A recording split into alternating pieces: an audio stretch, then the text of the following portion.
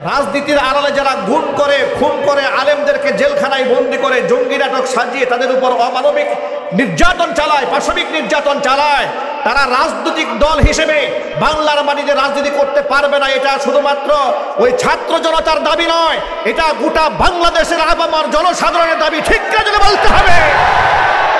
52 বছর আগে ভুলভাল ইতিহাস বানাইয়া যুদ্ধাপরাধীর মামলা সাজিয়ে ট্রাইব্যুনাল বানিয়ে দেশের সিরিয়াল করে জামাতের বড় বড় আলেম ওলামা নেতাকর্মীদেরকে হত্যা করেছেন।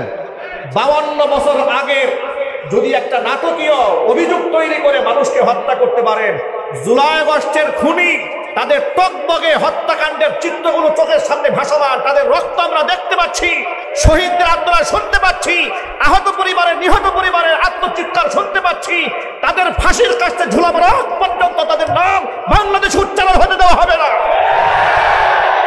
উগ্র হিন্দুত্ববাদী এই স্বৈরাচারী নরেন্দ্র মোদী এবং তাদের নাতিবুড়িদের সাথে এদেশের কোনোদিন সম্পর্ক ছিল না, নেই, ভবিষ্যতে হওয়ার কোনো সম্ভাবনা নাই। তাদের পক্ষে বাংলাদেশে যারা কথা বলবে আওয়াজ উঠাতে হবে সকলকে। ভারতের পক্ষে বাংলাদেশের যতগুলো দালাল আছে প্রত্যেকটাকে পিটাইয়া গাছের সাথে ঝুলাই রাখতে হবে। আপনারা রাজি আছেন কিনা বিধুহার দেখতে চাচ্ছি। আজকে গোটা বাংলাদেশে আওয়াজ উঠেছে আওয়ামী লীগকে নিষিদ্ধ করতে হবে। গোটা দেশে আওয়াজ উঠেছে, ছাত্র জনতা আন্দোলন করছে, রাজনীতিবিদরা তাদের সুর মিলাচ্ছে, আলেম ওলামারা তাদের সাথে একাত্মতা ঘোষণা করে রাজপথে ঝাঁপিয়ে পড়ছে। জুমার নামাজের পর বৃহৎ আন্দোলনের ডাক এসেছে, বাংলাদেশে বিভিন্ন জায়গায় জমায়েত হচ্ছে। আওয়ামী লীগের রাজনীতির সাথে আমাদের কোনো শত্রুতা কোনো আমলে ছিল না। শত্রুতা তখন তৈরি হয়েছে যখন আমরা দেখেছি রাজনীতির আড়ালে তারা এদেশ থেকে ইসলাম নিধনের চেষ্টা চালাচ্ছে। যখন আমরা দেখেছি ক্ষমতার চেয়ারকে মস্তককে শক্তিশালী করার জন্য ভারতের রয়ের সাথে আতাত করে বাংলাদেশের সম্মানিত আলেমের কবরের মধ্যে রশি লাগিয়েছে। যখন দেখেছি নরেন্দ্র মোদীকে খুশি করার জন্য 2600 আলেমের নামে মিথ্যা মামলা দিয়েছে, মাহফিলের মঞ্চগুলো ভেঙে দিয়েছে, মাহফিল থেকে নিরাপরাধ আলেমকে গ্রেফতার করে জঙ্গি মামলায় গ্রেফতার দেখিয়ে বছরের পর বছর আটকায় রেখেছে। বছরের পর বছর খতিব সাহেবদেরকে স্বাধীনভাবে মসজিদের মিম্বার থেকে কথা বলতে দেয় নাই।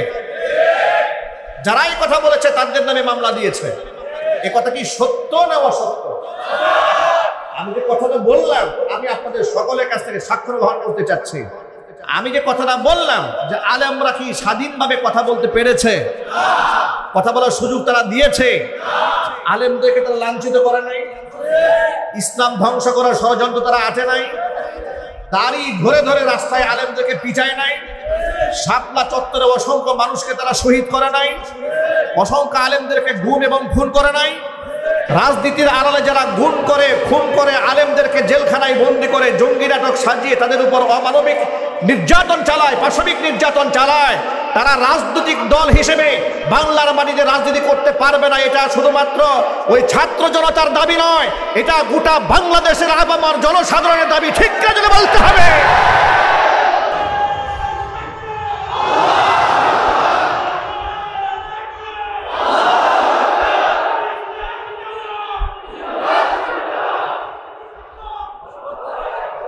আমি আপনাদের স্পষ্টভাবে বলে দিয়ে কান খুলে শুনে রাখুন, শাপলা চত্বরে আমাদের কোনো রাজনৈতিক দাবি দাবা ছিল না।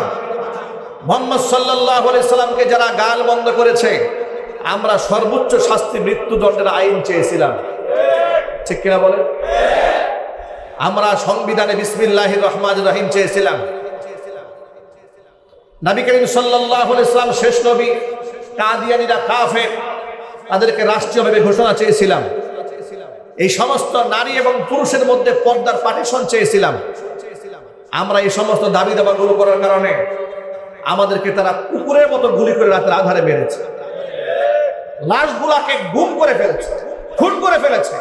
এগুলা চোখের সামনে দেখার পর যে মুসলমান তাদের পক্ষে কথা বলে আল্লাহর কসম ওদের হাসর হবে ফিরআউন নমরুদের সাথে।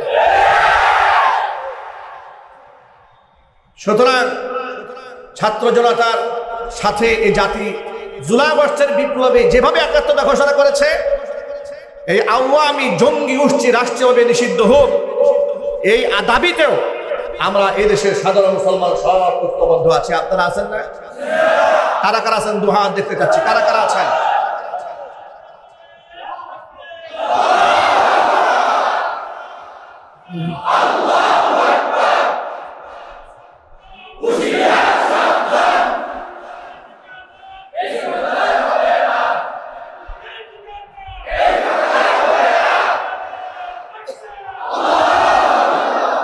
আপনাদের ভুলে যাওয়ার কথা নয়, 2021 সালে নরেন্দ্র মোদীকে আশাকে কেন্দ্র করে এই বুটবাজারে যখন আমরা আন্দোলন করেছিলাম, আমাদের উপর হামলা করার জন্য লাঠিয়াল বাহিনী নিয়ে ওরা দাঁড়িয়েছিল চিপায় চাপায়। ইতিহাস আপনারা ভুলে গেছেন। আমাকে আমার বাড়ি থেকে উচ্ছেদ করেছিল, বাসা যেখানে ভাড়া ছিলাম আমাকে থাকতে দেয় নাই।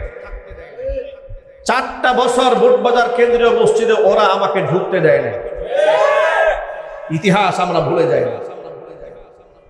কেউ কেউ দেখি সাবেক মেয়র জাহাঙ্গীর সাহেবের সাথে আমার 2-1টা ছবি দেখে ফেসবুকে খুব সরগরম করে আওয়ামী লীগের সাথে তার বিরাট সম্পর্ক ছিল। ব্যক্তি জাহাঙ্গীরের সাথে গাজীপুরের আপামর জনসাধারণ এমনকি আলেম ওলামা সকলের ভালো সম্পর্ক ছিল।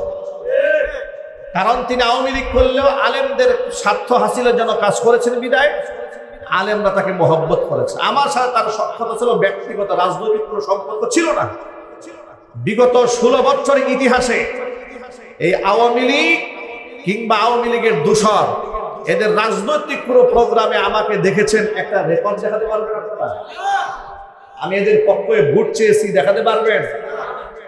অথচ যারা এই ছবি নিয়ে গলাবাজি করে এরা এক একজনে তাদের দলের নেতাকর্মীদেরকে মোটামুটি জান্নাতুল ফেরদাউসে পৌঁছে দিয়েছে, স্বৈরাচারী হাসিনাকে বেহেশতের দারওয়ান বানিয়ে দিয়েছে। এগুলা করে ভোলা পানিতে মাছ শিকার করার কোনো সুযোগ নাই। আমি যদি আওয়ামী লীগের আমলের সুযোগ সুবিধা নিতে পারতাম তাহলে এই 4-5টা মামলার আসামি আমার আওয়ামী লীগের আমলে হতে হতো। আমাকে মসজিদ ছাড়তে হতো না, আমাকে বাড়ি ছাড়তে হতো না, আমাকে বছরের পর বছর কোর্টের বারান্দায় গিয়ে হাজিরা দিতে হতো না যদি আমি আওয়ামী লীগের পক্ষে থাকতাম। আওয়ামী লীগের সেন্ট্রাল পর্যন্ত জানে গোটা বাংলাদেশে আওয়ামী জাহিলিয়াতের বিরুদ্ধে যদি কেউ বজ্রকণ্ঠ থাকে আব্দুর রহিম আল মাজিদে তার প্রথম সারিতে একজন আছে। সুতরাং আমাদের মোহাব্বত হবে আল্লাহর জন্য, ঘৃণাও হবে আল্লাহর জন্য, ঠিক কিনা যদি বলেন? এবার আপনারা বলেন, ওরা আলেমদেরকে হত্যা করার পরে আলেমদের কাছে ক্ষমা চেয়েছে, ওদের বিচার বাংলাদেশে হয়েছে, খুনিদের বিচার হবে না? এটা যদি বলতে হবে 52 বছর আগে ভুলভাল ইতিহাস বানাইয়া যুদ্ধাপরাধীর মামলা সাজিয়ে ট্রাইব্যুনাল বানিয়ে দেশের সিরিয়াল করে জামাতের বড় বড় আলেম ওলামা নেতাকর্মীদেরকে হত্যা করেছেন। 52 বছর আগে যদি একটা নাটকীয় অভিযোগ তৈরি করে মানুষকে হত্যা করতে পারেন, জুলাই আগস্টের খুনি তাদের টকবগে হত্যাকাণ্ডের চিত্রগুলো চোখের সামনে ভাসমান, তাদের রক্ত আমরা দেখতে পাচ্ছি, শহীদদের আত্মরা শুনতে পাচ্ছি, আহত পরিবারের নিহত পরিবারের আত্মচিৎকার শুনতে পাচ্ছি, তাদের ফাঁসির কাছে ঝুলাবার আগ পর্যন্ত তাদের নাম বাংলাদেশ উচ্চারণ হতে দেওয়া হবে না।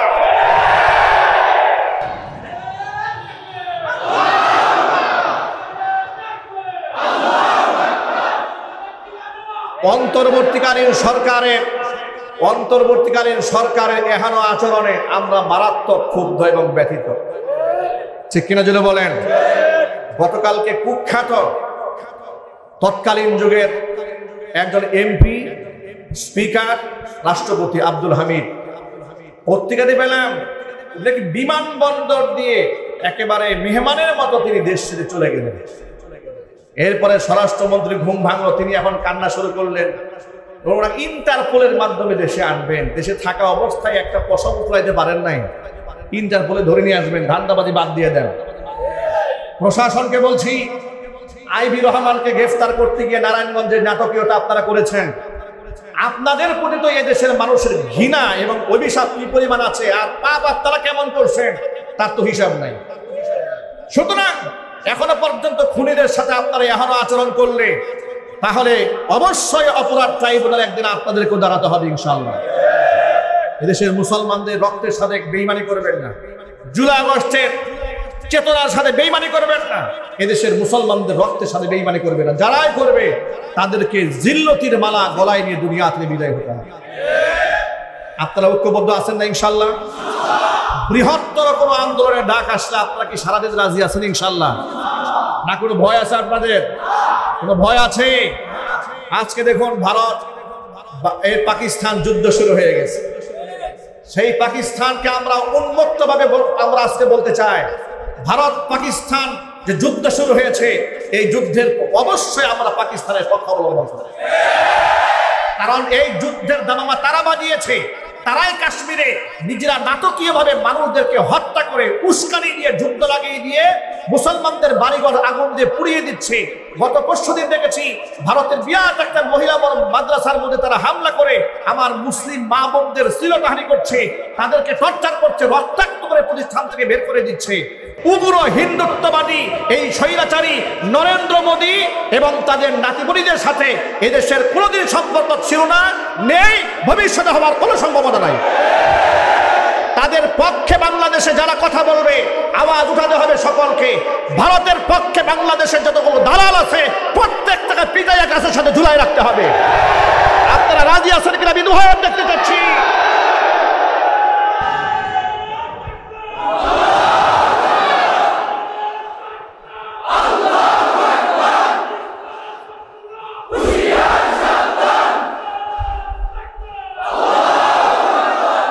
ওরা বাংলাদেশের ইসলাম নিয়ে বহু ষড়যন্ত্র করেছে, মসজিদে মাদ্রাসা নিয়ে ষড়যন্ত্র করেছে, আলেম ওলামাদের ষড়যন্ত্র করেছে, হক্কানে আলেমদের কণ্ঠকে টুটিকে চেপে ধরার ষড়যন্ত্র চালিয়েছে। ওরা আল্লাহর গজবে ধ্বংস হয়েছে, আলেমদের চোখের পানিতে ওরা ধ্বংস হয়েছে। সুতরাং এই সমস্ত অভিশপ্ত ব্যক্তিদের পক্ষে কোনো মুসলমানের সন্তান থাকতে পারে না। মুসলমানদের একটাই চাওয়া হবে, এই খুনি ফ্যাসিস্ট এদের বিচার বাংলাদেশে হতেই হবে। অন্তর্বর্তীকালীন সরকার যদি বিচারের নামে তালবাহানা করে, নাটকীয়তা করে, তারা অন্তর্বর্তীকালীন সরকারের বিরুদ্ধে গোটা জাতিকে রুখে দাঁড়াতে হবে। আল্লাহ পাক আমাদের সংঘবদ্ধ হওয়ার থাকার তৌফিক দান করে, জোরে করে আমিন। কয়েকদিন আগে নারী সংস্কার কমিশন নিয়ে বাংলাদেশে অনেক আলোচনা পর্যালোচনা হয়েছে, হচ্ছে, সামনেও হবে। একটা পয়েন্ট দুদিন আগে লক্ষ্য করেছে, নারী সংস্কার কমিশনের দায়িত্বশীল দুজন মহিলা কোনো এক টকশো অনুষ্ঠানে যাওয়ার পরে তাদেরকে যখন বলা হলো যে আপনারা যে সংস্কার কমিশনে যে দাবি দাওয়াগুলো এনেছেন এগুলো তো ধর্মীয় মূল্যবোধের সাথে যায় না, তারা জবাবে বললেন, আমরা এগুলো করার সময় আমরা ধর্মকে আমরা কাছে টানি নাই, আমরা ধর্মকে বাদ দিয়েই করেছি। একটা রাষ্ট্রের পরিচালনা পরিষদ, একটি রাষ্ট্রের মূলনীতি কোন অবকাঠামোতে চলবে সেটা ধর্মহীন ভাবে তারা পরিচালনা করার জন্য প্রচেষ্টা চালাচ্ছে। সমাজকে ধর্মহীন করার জন্য পায়তারা চালানো হচ্ছে। আমি আপনাদের সকলে জ্ঞাতার্থে একটা আওয়াজ দিতে চাই, সমাজের কিছু মানুষ আপনাকে জান্নাতের পথে ডাকবে, কিছু মানুষ আপনাকে জাহান্নামের পথে ডাকবে, কিছু মানুষ আপনাকে পরকালমুখী করবে, কিছু মানুষ আপনাকে দুনিয়ামুখী করবে। দুনিয়াতে যে সমস্ত ব্যক্তিরা মানুষকে দুনিয়ামুখী করে, আল্লাহকে ভুলিয়ে দেয়, এই সমস্ত মানুষগুলো কিয়ামতের বিভীষিকাময় দৃশ্য দেখার পরে আল্লাহকে ডেকে বলবে, আল্লাহ আমরা তো মূলত অপরাধী ছিলাম না, এই কিছু নেতা কর্মীদের অনুসরণ করতে গিয়েই তো মূলত আমরা আজকের এই কঠিন শাস্তির সম্মুখীন হচ্ছে। আল্লাহ তুমি এক কাজ করো, যে সমস্ত নেতারা আমাদেরকে তোমাকে ভুলিয়ে জাহান্নামী বানিয়েছে, আদাল্লুনা যারা আমাদেরকে গোমরা করেছে, ফাআতিহিম আযাবান যিফাম মিনান নার, আল্লাহ তুমি এদেরকে জাহান্নামের দ্বিগুণ শাস্তি প্রদান করো। কিয়ামতের দিন এরা আল্লাহকে বলবে, আল্লাহ পাক তখন বলবেন, ক্বালা লিকুল্লিন যিফু ওয়ালাকিন লা তা'লামুন, দ্বিগুণ শাস্তি শুধুমাত্র নেতারা ভোগ করবে না, যে সমস্ত অনুসারীরা আমার কোরআন বাদ দিয়ে, পরকালের চিন্তা চেতনা বাদ দিয়ে ওই সমস্ত নির্বোধ নেতা এবং নেত্রীদের আনুগত্য মেনে দুনিয়াতে মনচাহি জিন্দেগি যাপন করেছে, তাদের প্রত্যেকের জন্য জাহান্নামের দ্বিগুণ শাস্তি। চিৎকার দিয়ে বলেন নাউযুবিল্লাহি মিন যালিক। সকলে কথা খুব ভালো করে মনে রাখবেন, কিয়ামতের দিন মানুষ একা একা জান্নাতেও যাবে না, আবার একা একা মানুষ জাহান্নামেও যাবে না। মানুষ দলবদ্ধ হয়ে জান্নাতে যাবে, আবার দলবদ্ধ হয়ে জাহান্নামেও যাবে। সূরা জুমারের মধ্যে আল্লাহ পাক বলেছেন, ওয়াসিকাল্লাযীনা কাফারু ইলা জাহান্নামা যুমারা, যে সমস্ত ব্যক্তিরা কুফরি করেছে এদেরকে দলে দলে জাহান্নামের দিকে টেনে নিয়ে যাওয়া হবে। আবার পরে আয়াতে আল্লাহ পাক বলছেন, ওয়াসিকাল্লাযীনা তাকাউ রাব্বাহুম ইলাল জান্নাতি যুমারা, তাকওয়াবান এবং পরহেজগার ব্যক্তিদেরকে দলে দলে জান্নাতে টেনে নিয়ে যাওয়া হবে। জোরে বলেন সুবহানাল্লাহ। জাহান্নামে লোকেরা দলে দলে যাবে, জান্নাতেও লোকেরা দলে দলে যাবে। একা একা আল্লাহ পাক কাউকে জান্নাতে নেবেন না। সুবহানাল্লাহ বলেন। কিয়ামতের দিন ইমানদারদের কাছ থেকে বেঈমান কাফেরদেরকে আল্লাহ পাক যখন আলাদা করে দিবেন, সূরা ইয়াসিনের মধ্যে আপনারা সকলে পড়েছেন, আল্লাহ পাক বলবেন, ওয়ামতাজুল ইয়াউমা আইয়ুহাল মুজরিমুন। অপরাধীরা সব আলাদা হয়ে যায়। অপরাধীরা কি হয়ে যায়? আলাদা হয়ে যায়। দেখেন, সমাজের মধ্যে আমরা যখন বসবাস করি, আমরা কিন্তু সমাজবদ্ধ হয়ে সব একসাথে থাকি। নামাজি, বেনামাজি, আস্তিক, নাস্তিক, মুনাফেক, মুশরিক সব এক জায়গায় আছি না? সব এক জায়গায় আছি। মসজিদের মধ্যে কত শ্রেণীর মানুষ নামাজে আমরা জমা হয়ে আছি। নামাজি আছে, এখানে বেনামাজিও আছে। কিন্তু আমরা আপনাদের প্রতি সুধারণা রাখতে চাই, আল্লাহ পাক যেন আমাদের কাউকে বেনামাজি না রাখেন। জোরে কোন আমিন। দেখুন, সমাজের মধ্যে আমরা সমাজবদ্ধ হয়ে সবাই কত সুন্দর করে বসবাস করি। অনেক অপরাধী ব্যক্তিরাও সমাজের মধ্যে সম্মানের আসন নিয়ে বসবাস করে, ঠিক না? অনেক পাপিষ্ঠ ব্যক্তিরাও সমাজের মধ্যে সম্মান পায়, কারণ সে যে পাপ করে, পাপের তো কোনো দুর্গন্ধ নাই। পাপের যদি দুর্গন্ধ থাকতো তাহলে সমাজের সমস্ত অপরাধী মানুষগুলো থেকে লোকেরা শত শত কিলোমিটার দূরে চলে যেত, ঠিক কিনা বলেন? কিয়ামতের দিন আল্লাহ পাক একটা ঘোষণা দিবেন, ওয়ামতাজুল ইয়াউমা আইয়ুহাল মুজরিমুন, অপরাধীরা তোমরা আলাদা হয়ে যাও। আপনি একটু কল্পনা করেন, আল্লাহ পাক যখন এমন একটা ঘোষণা দেবেন, ওয়ামতাজুল ইয়াউমা আইয়ুহাল মুজরিমুন, অপরাধীরা আলাদা হয়ে যাও। কোরআন বলেছে, ইয়াউমা তাবিয়াদ্দু ওয়ুজুহু ওয়া তাসওয়াদ্দু ওয়ুজুহ, সেদিন অসংখ্য মানুষের চেহারা হাস্যোজ্জ্বল হয়ে যাবে, সুন্দর হয়ে যাবে কিছু মানুষের চেহারা, ওয়া তাসওয়াদ্দু ওয়ুজুহ, আবার অসংখ্য মানুষ চেহারা কুৎসিত বর্ণ কালো হয়ে যাবে। আল্লাহর পথের পথিক যারা, তাদের চেহারা হবে সুন্দর হাস্যোজ্জ্বল, আর যারা আল্লাহর পথের পথিক ছিল না, কিয়ামতের দিন তাদের চেহারা হবে কুৎসিত বর্ণ বিভৎসময় কালো। নাউযুবিল্লাহি মিন যালিক, কুৎসিত বর্ণ কালো রূপ ধারণ করবে। এখান থেকে আপনাদেরকে বোঝাতে চাইলাম, কিয়ামতের দিন আল্লাহ পাক দল ভাগ করে ফেলবেন। কি করবেন? ভাগ করবেন, দল ভাগ করে ফেলবেন। অপরাধীদের একটা কাতার আলাদা হয়ে যাবে, মুত্তাকীদের কাতার আল্লাহ পাক আলাদা বানায় দিবেন। অপরাধীরা লজ্জায় মাথায় এত নত করবে, তারা কেউ মুখ তুলে চাইতে সাহস পাবে না। সেদিন তারা লাঞ্ছিত, অপমানিত হবে অপরাধী মানুষগুলো। কিন্তু দুনিয়াতে আল্লাহ তাআলা মানুষের সামনে মানুষকে লাঞ্ছিত করেন, অপমানিত করেন। কোরআন থেকে শিক্ষা গ্রহণ করেন, তাহলে বোঝা গেল এই দুনিয়াতে মানুষের সংঘবদ্ধ বসবাস করলেও কিয়ামতের দিন নেককার আর বদকার মানুষগুলোকে আল্লাহ তাআলা একাকার করে ফেলবেন না, মানুষদেরকে আলাদা বাছাই করে ফেলবেন। আল্লাহ পাক যেন সেই কঠিন ময়দানে আমাদেরকে নেককার বান্দাদের মধ্যে শামিল করে নেন। জোরে কোন আমিন। নেককার বান্দাদের মধ্যে শামিল হতে গেলে নেককার মানুষের সান্নিধ্যে চলতে হবে, সৎ নেতৃত্ব গ্রহণ করতে হবে, নেককার ইমানদার নেতার আনুগত্য করতে হবে। বেঈমান, মুনাফিক, ফাসিক, ফুজ্জার, পাপিষ্ঠ, বেনামাজি এবং নেতার নেতৃত্ব মানা যাবে না, আনুগত্য করা যাবে না, তার হুকুমও মান্য করা যাবে না। বাংলাদেশে এমন নেতা আছে, মুসলমানের ঘরে জন্ম হয়েছে, মসজিদে আজান হচ্ছে, মাইকে ভাষণ চলতেছে, নামাজের জন্য নিজেও প্রস্তুতি গ্রহণ করে না, তার কর্মীদেরকেও নামাজের কথা বলে না। আছে না নাই? কথায় কথায় বলে আমরা ধর্মীয় রাজনীতি পছন্দ করবে। যদি নামাজের কথা বলেন তাহলে বলে ধর্মীয় রাজনীতি পছন্দ করে, মৌলবাদী পছন্দ করে। নামাজ তো আমার অস্তিত্বের সাথে সম্পর্ক, ঠিক কিনা বলেন? আমি মুসলমানের পরিচয় তো নামাজ। সুতরাং আপনি কার সাথে উঠা বসা করবেন এই সিদ্ধান্ত আপনাকে দুনিয়াতে করে নিতে হবে। কারণ কিয়ামতের দিন আল্লাহ তাআলা আপনাকে ইমাম সহ দাঁড় করাই দিবেন। কি সহ দাঁড় করাবেন? আপনার নেতা সহ আল্লাহ পাক আপনাকে দাঁড় করাই দিবেন। এখন আমি যদি আপনাদেরকে ছোট্ট একটা প্রশ্ন করি, আপনারা ইমামদারের মতো জবাব দিবেন। আমরা কি কাল হাসরের ময়দানে ফেরাউন, কারুন, নমরুদ এদের মতো নেতার আনুগত্যশীল হয়ে হাসরের মাঠে দাঁড়াতে চাই? আবু জাহালের মতো ব্যক্তিদের পেছনে আমরা দাঁড়াতে চাই? নরেন্দ্র মোদীর পক্ষ হয়ে দাঁড়াতে চাই?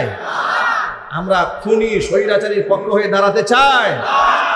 আমরা ইমানদার আনুগত্যশীল রাসূলের সৈনিক হয়ে কাল কিয়ামতের ময়দানে সাহাবায়ে কেরামের পেছনে, তাবিঈদের পেছনে, উলামাদের পেছনে, শহীদদের পেছনে, সিদ্দিকীদের পেছনে আমরা দাঁড়াতে চাই? ঠিক কিনা বলেন? রাষ্ট্রের রাজনীতিবিদ কোন দলের মানুষই আমাদের কাছে ঘৃণার পাত্র থাকে না, সকলে আমাদের কাছে ভালোবাসার পাত্র থাকে ততক্ষণ তারা কোরআন সুন্নাহর বিরুদ্ধে যায় না। যতক্ষণ আমাদের পুরো ভালোবাসাটাই নির্ভর করে এই কোরআনের উপরে, ঠিক কিনা বলেন? আমরা কাকে ভালোবাসবো আর কাকে ঘৃণা করব এটা কোরআন আমাদের শিখিয়ে দিয়েছে। আমাদের মুহাব্বত আল হুব্বু ফিল্লাহ ওয়াল বুগযু ফিল্লাহ, আমাদের ভালোবাসা হবে আল্লাহর জন্য, কারো প্রতি ঘৃণা সৃষ্টি হবে সেটাও আল্লাহর জন্য হবে। আমাদের ব্যক্তিগত কোনো আক্রোশ নাই।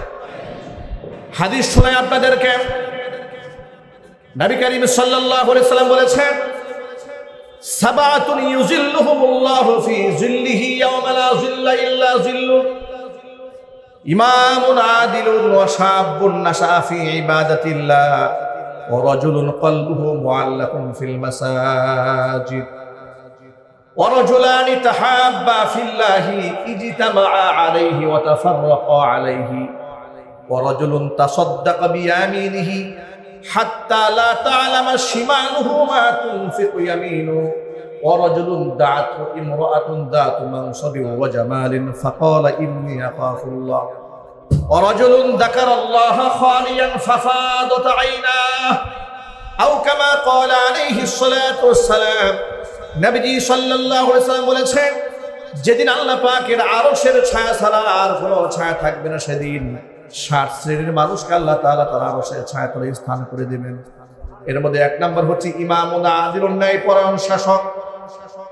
2 নম্বর হচ্ছে ওয়ারাজুলুন কলবুহু মুআল্লাকুন ফিল মাসাজিদ ওয়া শাবুন নাশা ফি ইবাদাতিল্লাহ, ওই যুবক যে যুবক তার যৌবনকাল আল্লাহর বন্দেগীতে কাটা, আল্লাহ পাক তাকে আরশে মুআল্লার ছায়া তলে স্থান করে দেবেন। ওয়া কলবুহু মুআল্লাকুন ফিল মাসাজিদ, যে ব্যক্তির অন্তর আল্লাহর ঘরের সাথে ঝুলে থাকে, আল্লাহর ঘরের সাথে যার মহব্বত থাকে, আল্লাহ পাক তার আরশে মুআল্লার ছায়া তলে স্থান করে দিবেন। চতুর্থ হচ্ছে ওয়া রাজুলানি, এমন 2 ব্যক্তি তাহাব্বা ফিল্লাহি ইজতামাআ আলাইহি ওয়া তাফাররাকা আলাইহি, কারোর সাথে মহব্বত হয়তো আল্লাহর জন্য হবে, আবার কেউ বিচ্ছিন্ন হয়ে যাবে তো আল্লাহর জন্যই বিচ্ছিন্ন হয়ে যাবে। আল্লাহর জন্য একে অপরকে ভালোবাসেন, আল্লাহর জন্যই বিচ্ছিন্ন হয়ে যায়, তাহলে এই শ্রেণীর মানুষদেরকে আল্লাহ তাআলা আরশের ছায়াতলে স্থান দেবেন ইনশাআল্লাহ। এই যে আমরা আপনাদেরকে ভালোবাসি, আপনারা আমাদেরকে মহব্বত করেন, এখানে কোনো টাকা পয়সার সার্থকতা নাই, জমি জমার কোনো লেনদেন নাই। আমরা ভালোবাসি একমাত্র কার জন্য? আল্লাহর দ্বীনের জন্য। দ্বীনের কথা যারা বলে তাদেরকে আমরা মহব্বত করি, আল্লাহর কথা যারা বলে তাদেরকে আমরা মহব্বত করি। আল্লাহর সাথে যারা দুশ্মনী করে, আল্লাহর বিধানের সাথে যারা তামাশা করে, তাদেরকে আমরা আল্লাহর জন্যই ঘৃণা করি। ঠিক কিনা জোরে বলে? আমরা আল্লাহর জন্য তাদেরকে ঘৃণা করি। সুতরাং আমাদের কাছে আপনি ভালোবাসার পাত্র থাকবেন ততক্ষণ, আপনি কোরআন এবং সুন্নাহকে অন্তরে ধারণ করবেন যতক্ষণ, ইসলামকে সাপোর্ট দিবেন যতক্ষণ, আপনি আমার মহব্বত ভালোভাবে ভাষা পাবেন ততক্ষণ। যখন থেকে আপনার মধ্যে ইসলামের বিরুদ্ধে আমি অবস্থান দেখব, যখন আমি দেখব আল্লাহর কোরআনের আইনের বিরুদ্ধে আপনি অবস্থান গ্রহণ করেছেন, যখন আপনি দেখব আপনি আলেম ওলামার বিরুদ্ধে অবস্থান গ্রহণ করেছেন, ইসলামী শাসনতন্ত্রের বিরুদ্ধে অবস্থান গ্রহণ করেছেন, আল্লাহর আইনের বিরুদ্ধে আচরণ করছেন, তখন আপনি আমার বন্ধু, আপনি আমার বাবা, আপনি আমার দোস্ত না, আপনি আমার কবে কি করেছিলেন সেগুলো দেখার আমাদের সময় নেই। একজন প্রত্যেকটা ইমানদারের অন্তরে অপরকে মহব্বত করার মেয়ার মানদণ্ড হচ্ছে এটাই, আমি আল্লাহর মহব্বতেই তাকে ভালোবাসি। সে আল্লাহর বন্ধু যতক্ষণ, সে আমার বন্ধু ততক্ষণ। সে আল্লাহর শত্রু যখন হবে, সে আমার শত্রু হয়ে যাবে। ঠিক কিনা যদি বলেন? এভাবেই যদি দুনিয়ার মালিক থাকতে পারেন, সত্যবাদী ইমানদার ব্যক্তিদেরকে যদি মহব্বত করেন, কিয়ামতের দিন ইমানদার ব্যক্তিদের সাথে আল্লাহ পাক আপনাকে জান্নাত দিয়ে দিবেন। কারণ নবী সাল্লাল্লাহু আলাইহি ওয়াসাল্লাম বলেছেন, আল মারউ মা মান আহাব্বা, পৃথিবীতে যে যাকে ভালোবাসবে পরকালে সে তার সাথেই থাকবে। উকবা ইবনে আবি মুঈত মক্কাতুল মুকাররমার এক কুখ্যাত বড় ব্যবসায়ী, বড় আকারের ব্যবসায়ী। পৃথিবীর বিভিন্ন দেশে তার ব্যবসা ছিল। তার একটা নিয়ম ছিল, সে পৃথিবীর বিভিন্ন দেশ থেকে ব্যবসা বাণিজ্য করে যখন মক্কার বাজারে আসতো, মক্কাতে আসতো, তখন মক্কার বিশিষ্ট লোকদেরকে বাড়িতে দাওয়াত দিয়ে মেহমানদারি করা। উকবা ইবনে আবি মুঈত একবার ব্যবসা থেকে সিরিয়া থেকে এসেছে। আসার পরে মক্কাতুল মুকাররমার বিশিষ্ট ব্যক্তিদের নামের তালিকা বানিয়ে নিজের বাড়ির দাওয়াত দিয়েছে। সে ছিল কুখ্যাত মুশরিক, কাফের। কিন্তু আপনারা বলেন, যদি মক্কাতুল মুকাররমার বিখ্যাত প্রখ্যাত সম্মানিত ব্যক্তিদের নামের তালিকা বানানো হয়, ওই তালিকার মধ্যে নবীজির নাম থাকার দরকার আছে না নাই? আল্লাহ নবী সাল্লাল্লাহু আলাইহি ওয়াসাল্লাম তো শুধুমাত্র নবুয়তে ইজহার হওয়ার পর থেকেই সম্মানিত হয়েছেন তা নয়, তিনি তো জন্মলগ্ন থেকেই সম্মানিত। ঠিক কিনা বলে? মক্কার মানুষ তাকে আলামিন বলেছে, অতি বিশ্বাসী বলেছে, টাকা পয়সা রেখেছে। এই সম্মান তো তার জন্মলগ্ন থেকেই, শিশুকাল থেকেই মুহাম্মদ সাল্লাল্লাহু আলাইহি ওয়াসাল্লামকে আল্লাহ পাক সম্মানিত বানিয়েছেন। সুবহানাল্লাহ। নামই তো মুহাম্মদ, মুহাম্মদ মানেই সম্মানিত, আল্লাহ পাক তাকে বানিয়ে দিয়েছে। তো এতগুলো মানুষের নামে তালিকা হয়েছে, সেই তালিকা থেকে মুহাম্মদ সাল্লাল্লাহু আলাইহি ওয়াসাল্লামের নাম সে বাদ দিতে পারে না, হুজুরের নামটা রেখেছে। আল্লাহর নবীও মুশরিকের বাড়িতে দাওয়াত গ্রহণ করেছে। কথাটা খুব মনোযোগ সহকারে শুনবেন। কথা শোনা যাচ্ছে তো? খুব মনোযোগ সহকারে শুনবেন। আল্লাহর নবী উকবা ইবনে আবি মুঈতের বাড়িতে দাওয়াত গ্রহণ করে গেলেন। উপস্থিত অসংখ্য মানুষ সামনে বসা, সবার সামনে খাবার পেশ করা হয়েছে। নবীজি সাল্লাল্লাহু আলাইহি ওয়াসাল্লামের সামনে খাবার দেওয়া দস্তরখানায়। এবার নবীজি উপস্থিত ভরপুর মানুষদের সামনে উকবা ইবনে আবি মুঈতকে ডাক দিয়ে বলে, উকবা, ততক্ষণ পর্যন্ত তোমার বাড়ির খানা আমি স্পর্শ করব না যতক্ষণ পর্যন্ত তুমি কালিমা পড়ে মুসলমান না হবে। উকবা ইবনে আবি মুঈত সবার সামনে এক বিব্রতকর অবস্থার মধ্যে পড়ে গেল। আবার মক্কাতুল মুকাররমার লোকদের এই একটা তবিয়ত ছিল যে বাড়ির মেহমান যেন কোনোভাবে অসম্মানিত না হয়। মুহাম্মদ সাল্লাল্লাহু আলাইহি ওয়াসাল্লাম তো বুঝতে পেরেছেন যে আমি তার দুর্বল জায়গায় হাত দিয়েছি, আমি তার বাড়ির মেহমান, সে কোনো ক্রমে আমাকে অসম্মানিত করবে না। এটাকে কৌশল অবলম্বন হুজুর বললেন, তুমি কালিমা ঘোষণা না দিলে আমি তোমার খাবার খাবো না। মেজবান বেকায়দায় পড়ে গেল। উকবা ইবনে আবি মুঈত বলছে, মুহাম্মদ, আপনি আমার বাড়ির মেহমান, আপনি যদি খাবার ছেড়ে উঠে যান কিংবা না খান, এর চেয়ে বড় লজ্জা আমার জন্য কিছু নাই। আমি উপস্থিত সবার সামনে কালিমা ঘোষণা দিয়ে দিই, কালিমা পড়ে মুসলমান হয়ে গেল। এই সংবাদটা এই উকবা ইবনে আবি মুঈতের এক দোস্ত ছিল, মুহাম্মদ সাল্লাল্লাহু আলাইহি ওয়াসাল্লামের আরেক জানের দুশমন, তার নাম ছিল উবাই ইবনে খালফ। নাম কি? উবাই ইবনে খালফ। এই উবাই ইবনে খালফ যখন শুনেছে যে উকবা ইবনে আবি মুঈত কালিমা পড়ে ফেলেছে, তেলে বেগুনে জ্বলে উঠেছে। খুব ঘনিষ্ঠ বন্ধু তো, ডেকে নিয়েছে। উকবাকে ডেকে উবাই বলছে, কি শুনলাম এটা, তুমি নাকি কালিমা পড়ে মুসলমান হয়েছো, ধর্মান্তরিত হয়ে গিয়েছো, বাপদাদার ধর্মের মুখের মধ্যে নাকি চুনকালি মেখে দিয়েছ। উকবা ইবনে আবি মুঈত বলেন, দোস্ত শোনো, আসলে মূল বিষয়টি তা নয়, আমি মন থেকে কালিমা পড়িনি। সিচুয়েশনটা এমন হয়ে গিয়েছিল, আমার বাড়ি মেহমান ছিল মুহাম্মদ সাল্লাল্লাহু আলাইহি ওয়াসাল্লাম। আমি যদি কালিমা না পড়ি, তিনি খাবার খান না, খাবার না খেলে আমি বেইজ্জত হই। ইজ্জত রক্ষা করতে গিয়ে কালিমা পড়েছি, আসলে মন থেকে পড়ি নাই। এবার উবাই ইবনে খালফ বলে, এত কথা শুনতে চাই না, তুমি আমার সাথে বন্ধুত্ব ঠিক রাখতে চাও নাকি মুহাম্মদের সাথে বন্ধুত্ব ঠিক রাখতে চাও, কোনটা চাও? উবাই ইবনে খালফের কথা শুনে উকবা ইবনে আবি মুঈত বলছে, আমি তোমার সাথে বন্ধুত্ব ঠিক রাখতে চাই। যদি আমার সাথে বন্ধুত্ব ঠিক রাখতে চাও, তাহলে মুহাম্মদ সাল্লাল্লাহু আলাইহি ওয়াসাল্লামের কাছে যাবে, গিয়ে তার কালিমাটাকে ফিরিয়ে দিয়ে আসবে। আর ফিরিয়ে দিয়ে আসার সময় মুহাম্মদের মুখের মধ্যে থুতু মেরে আসবে। কপাল কত খারাপ! কাফের বন্ধুকে খুশি করতে গিয়া মুহাম্মদ সাল্লাল্লাহু আলাইহি ওয়াসাল্লামের বাড়িতে গেছে, হুজুরের কাছে গিয়া বলে, মুহাম্মদ তোমার কালিমা তোমারে ফিরাই দিলাম। এই কথা বলে মুখ থেকে থুতু বের করে হুজুরের মুখের মধ্যে মেরে দিয়েছে। নাউজুবিল্লাহ জুড়ে পড়ে। আল্লাহ নবী সাল্লাল্লাহু আলাইহি ওয়াসাল্লাম ব্যক্তিগত আক্রোশে কোনোদিন বদদুয়া করেন নাই, কিন্তু ধর্মীয় ব্যাপারে যদি কোনো আঘাত এসেছে নবীজি সাল্লাল্লাহু আলাইহি ওয়াসাল্লাম তার জন্য বদদুয়া করে দিয়েছেন। এমন আচরণে নবীজি সাল্লাল্লাহু আলাইহি ওয়াসাল্লাম এত কষ্ট পেলেন আর এত ক্ষুব্ধ হয়ে গেলেন, হুজুর একটা ভবিষ্যৎবাণী করে দিলেন। সেদিন বেশি দূরে নয় যেদিন এই উকবা ইবনে আবি মুইতের কল্লা লাঞ্ছিত হয়ে মাটির সাথে ঘোরাঘুরি করবে। নাউজুবিল্লাহ বলেন। বন্ধুকে খুশি করতে গিয়ে সে কাজটা করেছে। তার ব্যাপারে এই কোরআন মাজিদে আল্লাহ তাআলা আয়াত নাযিল করেছেন সূরা ফুরকানে। আল্লাহ রাব্বুল আলামিন সূরাতুল ফুরকান 19 নম্বর পারার একদম প্রথম পৃষ্ঠার মধ্যে বলেছেন, وَيَوْمَ يَعَضُّ الظَّالِمُ عَلَى يَدَيْهِ يَقُولُ يَا لَيْتَنِي اتَّخَذْتُ مَعَ الرَّسُولِ سَبِيلًا يَا وَيْلَتَى لَيْتَنِي لَمْ أَتَّخِذْ فُلَانًا خَلِيلًا لَقَدْ أَضَلَّنِي عَنِ الذِّكْرِ بَعْدَ إِذْ جَاءَنِي وَكَانَ الشَّيْطَانُ لِلْإِنسَانِ خَذُولًا।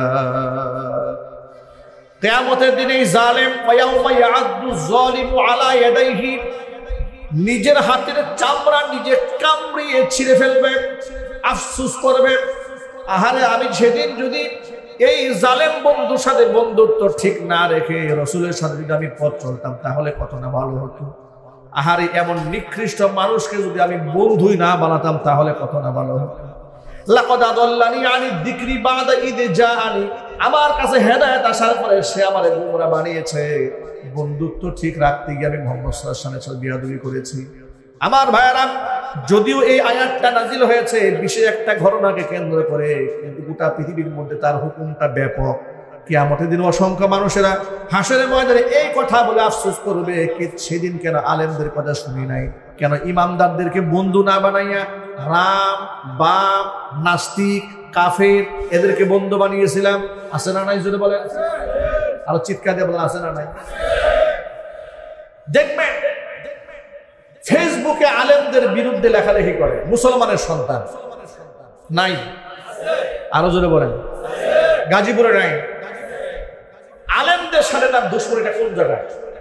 আলেমের সাথে জমি নিয়ে মারামারি, টাকা বসায় নিয়ে, ক্ষমতা নিয়ে না, তাহলে দুশ্মনীটা কেন? এমনও হতে পারে যে ওই আলেম এসে জীবনে চোখে দেখেও নাই, তার সাথে কোনো লেনদেনও নাই, উঠা পয়সাও নাই, আলেমের সমালোচনা করে ওই জালেম, তাহাজ্জুদ গুজারি আলেমের সমালোচনা করে বেনামাজি জালেম। কথা বলতে হবে, ঠিক কিনা বলেন? যার চরিত্রে কোনো বালাই নাই, না ঘরে বউয়ের পর্দা আছে না নিজের পর্দা আছে, নাইট ক্লাবে রাত্রি যাপন করে কিংবা বেপর্দা মহিলা নিয়ে রাত্রেবেলায় ফুর্তি করে, চরিত্র আখলাক বলতে কিচ্ছু নাই, ফেসবুকে আলেমদের বিরুদ্ধে লেখে। কেন লেখে? কারণটা বলে দিই। লেখে হচ্ছে এ হচ্ছে ওই দলের সদস্য যে দলের লোকেরা ভারতের রাম এবং বামদের কাছে বিক্রি হয়ে গেছে। কথা বুঝতে পেরেছেন? ওই সম্পর্ক ঠিক রাখতে গিয়া বন্ধুর বন্ধু বন্ধু আর বন্ধুর শত্রু বন্ধু। ওরা মনে করে ও তো আমাদের দাদা বাবুদের শত্রু আর আমরা হলাম তাদের বন্ধু, সুতরাং দাদা বাবুদের শত্রু মানে আমাদের শত্রু। যার দরুন দেখবেন নরেন্দ্র মোদীর বিরুদ্ধে কথা বলি আমরা বাংলাদেশে, অথচ কলিজায় আগুন লাগে এই দেশের আওয়ামী জাহিলিয়াতের গায়ে। আমার তো বুঝে আসে না। আমি বিরুদ্ধে বললাম নরেন্দ্র মোদীর, যে আমার মসজিদে আগুন লাগিয়েছে, আমার মাদ্রাসায় হামলা করেছে। তুই মুসলমান, তোর কলিজায় আগুন লাগলে কেন? কোনো হিন্দু প্রতিবাদ করলে মনে কষ্ট লাগতো না? নরেন্দ্র মোদীর বিরুদ্ধে কথা বলার পরে যে মুসলমানের কলিজায় আগুন লেগেছে, আল্লাহর কসম ওর হাসর হবে নরেন্দ্র মোদীর সাথে। ও মুসলমান হতে পারে না। ও মসজিদে নামাজে আসলেও মুনাফিক। কথা বলে না কেন? ও যদি আমার সামনের কাতারে বসে থাকে, মুসলমানের শত্রু নরেন্দ্র মোদীর বিরুদ্ধে কথা বলে যদি ওর মনে ব্যথা লাগে, আল্লাহর কসম ও তবলিগে 3 চিল্লা দিলেও মুনাফিক, ও মুসলমান হয় না। ওই এলাকার আমির সাহেব হলেও মুনাফিক, এলাকার আমির সাহেব হলেও কি মুনাফিক, সে মুসলমান হতে পারে না। কারণ মুসলমানের অন্তরে এরকম পরিষ্কার থাকতে হবে, আল্লাহর দুশমন আমার দুশমন, আল্লাহর বন্ধু আমার বন্ধু, কোরআনের বন্ধু আমার বন্ধু, মাদ্রাসার বন্ধু আমার বন্ধু, মাদ্রাসার শত্রু আমার শত্রু। ঠিক না ঠিক জুড়ে বলেন। সুতরাং কিয়ামতের দিন নিজের হাতের চামড়া আমরা কামড়ায় ছিঁড়তে চাই না, আমরা তাওহীদ পন্থীদেরকে বন্ধু বানায়া হাসরের ময়দানে উঠতে চাই। রাজি আছেন ইনশাআল্লাহ? আমরা কি কোনো জালেমকে বন্ধু বানাবো? আর চিল্লাই বলেন। কোনো খুনিকে বন্ধু বানাবো? কোনো পাপিষ্ঠকে বন্ধু বানাবো? কোনো ক্ষুধাদ্রোহীকে বন্ধু বানাবো? বন্ধু বানাবো আল্লাহকে, বন্ধু বানাবো আল্লাহ, আল্লাহ রসুলকে, বন্ধু বানাবো আল্লাহর পথের পথিক যারা আছে তাদের। ইনশাআল্লাহ বলেন। আল্লাহ পাক যেন আমাদের সকলকে কবুল করেন, মঞ্জুর করেন। জোরে বলেন আমিন। হকের পক্ষে অবিচল থাকার তৌফিক আমাদেরকে দান করেন। আল্লাহ রাব্বুল আমিন সাহসী ইমানদার হিসেবে আমাদের সকলকে কবুল করেন। আমিন। ওয়া আখিরু দাওয়ানা আনিল হামদুলিল্লাহি রাব্বিল আলামিন।